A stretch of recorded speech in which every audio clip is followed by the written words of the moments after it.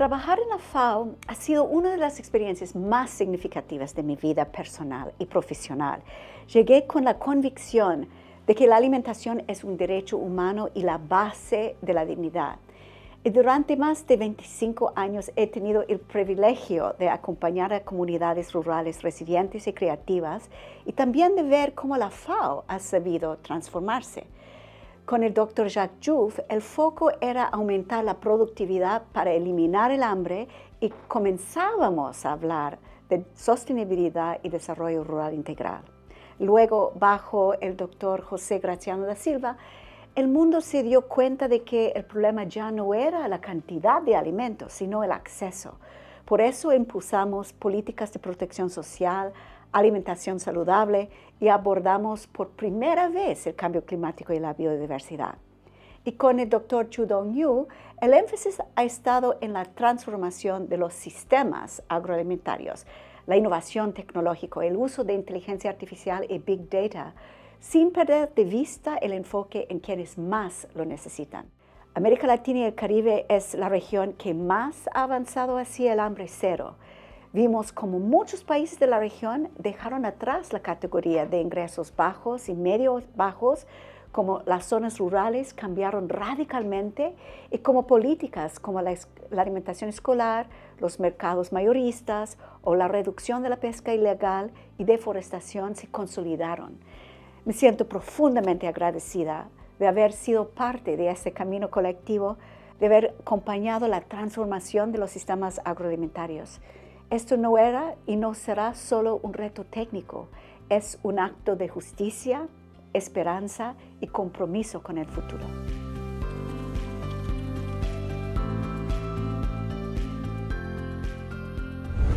Durante mi gestión, uno de los mayores desafíos, sin duda, era el aumento en la pobreza, inseguridad alimentaria y la disrupción de las canales alimentarias debido a la pandemia de COVID-19.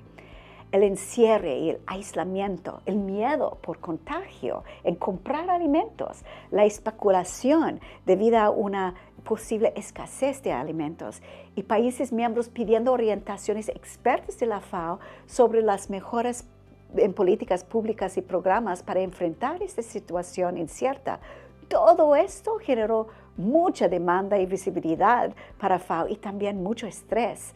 Mantener o no la alimentación escolar, transferencias en efectivo o canastas de alimentos para hogares vulnerables. ¿Cuál es el mejor modo, más costo efectivo y rápido para convertir la comercialización de alimentos frescos a un comercio en línea?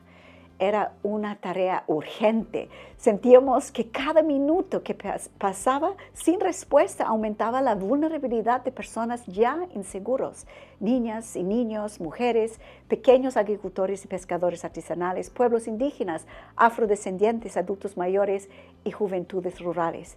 Y esto en un contexto en que FAO también había cerrado sus oficinas, prohibido viajes y tenía la incertidumbre de cómo cumplir con su misión y seguir implementando sus proyectos de forma responsable. Esta disrupción nos permitió cambiar nuestra forma de trabajar.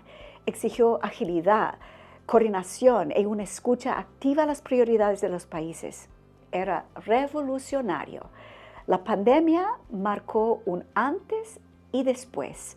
Quebramos la inercia y empezamos a trabajar de forma virtual y FAO de repente empezó a funcionar como una sola máquina integrada, como un gran equipo funcional. Tuvimos reuniones regulares para monitorear la situación con las divisiones claves de la sede y las regiones. Tuvimos información en tiempo real sobre el estado de la pandemia y de nuestras oficinas, cómo esta zoonosis estaba asaltando especies, por ejemplo. Pudimos identificar nuevos problemas y demandas emergentes desde los países y regiones y recibir respuestas de políticas corporativas de la FAO dentro de días para orientar la política pública de los países.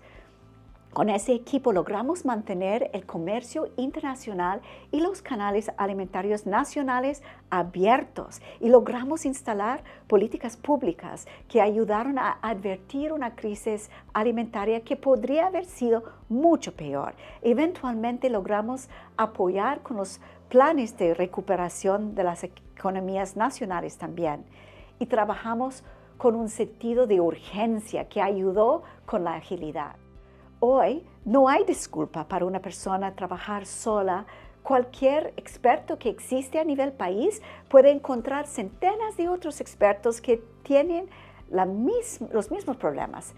Empecé a conectarme directamente con los FAOs de Guinea Ecuatorial, Afganistán e Indonesia.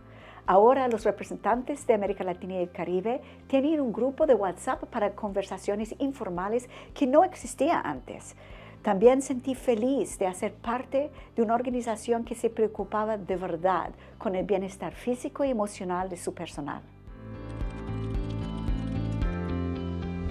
Creo que el impacto más importante de la FAO en América Latina y el Caribe ha sido su capacidad para generar consensos regionales en torno a metas comunes, movilizar evidencia y acompañar técnicamente a los países para traducir compromisos en políticas públicas concretas. Gracias a la FAO, hoy en día existen consensos regionales alrededor de hambre cero y los avances de la región en lograrlo. Estamos a 4% y tenemos que estar a 2,5%. Hay países que han logrado salir del mapa, como Chile, Costa Rica, Cuba, Guyana y Uruguay, con una prevalencia de la subalimentación menor al 2,5%, y otros que están en camino a lograrlo. También existe un liderazgo parlamentario asociado a temas de hambre. Ahora existe una mirada al tema de alimentación más completa, incluyendo no solo hambre, sino también malnutrición en todas sus formas, incluyendo obesidad, un tema que en la región tuvimos que liderar a nivel global.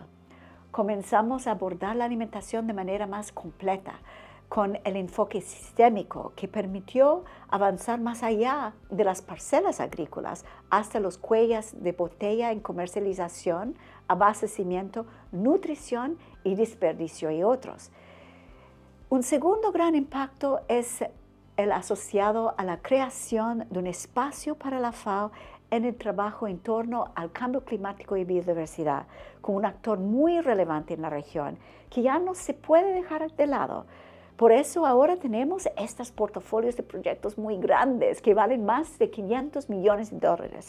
Y un tercer impacto muy importante es el reconocimiento de que la FAO trabaja en el centro de la población de las personas dejadas atrás.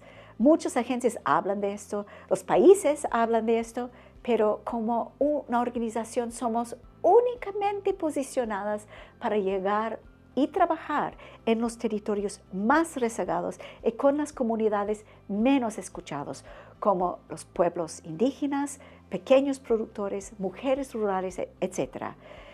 Es un trabajo integral que se centra en el empoderamiento económico, producción, asociatividad y políticas públicas, pero también aborda aspectos cruciales como la protección social, el acceso a servicios básicos, la conectividad y la innovación. En teoría, todas las agencias deberían estar allá.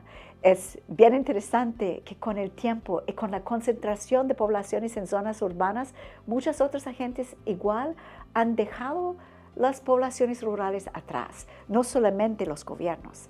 Quizás existe un enorme potencial para FAO en el futuro de estar en esas zonas rurales donde hay recursos naturales, mineras, viento y sol como energía renovable y ayudar a nuestros países miembros a no responder al azar a las oportunidades de inversión, sino a definir cómo gobernar esas áreas en una forma en que las poblaciones dejadas atrás y el país tengan las oportunidades sociales, económicas y ambientales que lo merecen. Cuando empecé, la FAO como organización, también como los representantes de sus países miembros, eran muy dominados por los hombres, sobre todo las posiciones de poder y decisión. Recuerdo que muchos eventos consistían exclusivamente de hombres, no solamente en el podio, sino también en toda la audiencia. Yo era a veces una de las pocas mujeres. La mayoría de los representantes de FAO en los países y todos los representantes regionales de FAO, y de hecho casi todos los ministerios y ministros de agricultura, pesca, bosques y ganadería eran hombres. Me alegro mucho que la situación sea mucho más equilibrada ahora, más allá de las temáticas tradicionalmente dominadas por mujeres, como son la nutrición y la inclusión social. Hoy FAO casi cuenta con una paridad de género, al menos en la sede, y hay países miembros que cuentan con muchas mujeres liderando nuestros sectores. Aún falta mucho, pero nunca había imaginado llegar donde estamos ahora. Hablar de gobernanza en América Latina y el Caribe es hablar de transformación. Cuando llegué a FAO a fines de los 90, la organización era reconocida por su solidez técnica, pero también era visto como muy centralizado, lenta y enfocado en productos técnicos, no en resultados políticos. Con el tiempo, todo eso empezó a cambiar. Se impulsaron reformas como fortalecer la conferencia regional para que los países tuvieran más voz entre las conferencias globales y se fortalecieron las oficinas regionales y subregionales y nacionales. También se abrieron espacios para la sociedad civil, los pueblos indígenas y el sector privado. FAO empezó a orientarse más hacia resultados, a evaluar mejor su impacto y a responder con más agilidad. En nuestra región los desafíos han sido particulares: gran diversidad política, desigualdades persistentes, tensiones entre países grandes y pequeños y brechas entre ministerios e incluso entre gobiernos sucesivos. La participación plena del Caribe en el proceso preparativo de la conferencia regional, por ejemplo, sigue siendo un reto. Pero también hemos visto avances notables. Los países han logrado alinear prioridades globales con necesidades locales, como la seguridad alimentaria, la agricultura familiar o los sistemas agroalimentarios sostenibles. La conferencia regional se ha fortalecido como un espacio clave de debate y concertación y se han tejido alianzas estratégicas con CELAC, CARICOM, CAN, SICA y otros actores. En resumen, hemos pasado de una FAO vertical y centrado en Roma a una organización más participativa, descentralizada y cercana a los países. Y aunque el cambio no ha sido lineal, hemos dado pasos firmes hacia una gobernanza más inclusiva, eficaz y preparada para los retos del siglo XXI.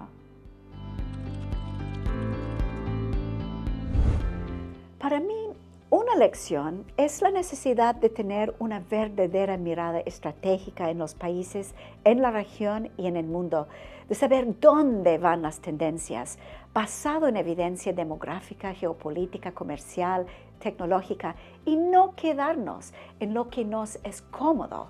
No basta dar respuesta a problemas actuales, así actuaremos demasiado tarde.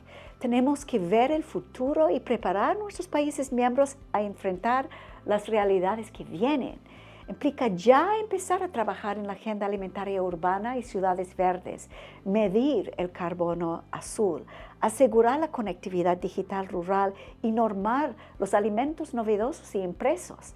Implica prospectar y tomar riesgos. Solamente así, con esa mirada estratégica que nos permite desafiarnos constantemente, que nos mantendremos relevante en nuestro servicio a los países, de vanguardia y idóneo para nuestro propósito.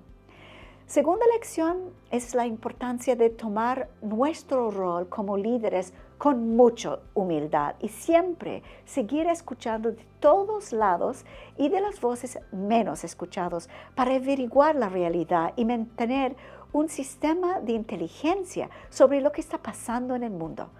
Con esta humildad es la importancia de desarrollar el superpoder de reconocer cuando estamos equivocados y corregir el rumbo. Y una tercera lección aprendida es que los recursos financieros son la base de todo. Con muy poca plata podemos generar enormes cambios y catalizar mucho más recursos. Y más recursos y alianzas nos permite mover la aguja a escala. No podemos trabajar solos, no podemos darnos el lujo de seguir trabajando en proyectitos bonitos, ya revisados una y otra vez por burócratas con tiempo de sobra, cuando tenemos que llegar hoy mismo a millones de personas en tiempo político real. Le debemos a nuestros miembros el compromiso de contar con personal que tenga verdadera experiencia en el terreno y conozca de primera mano a las personas a las que servimos. De lo contrario, se pierde mucha energía, esfuerzo y buena voluntad, algo que sencillamente no podemos permitirnos.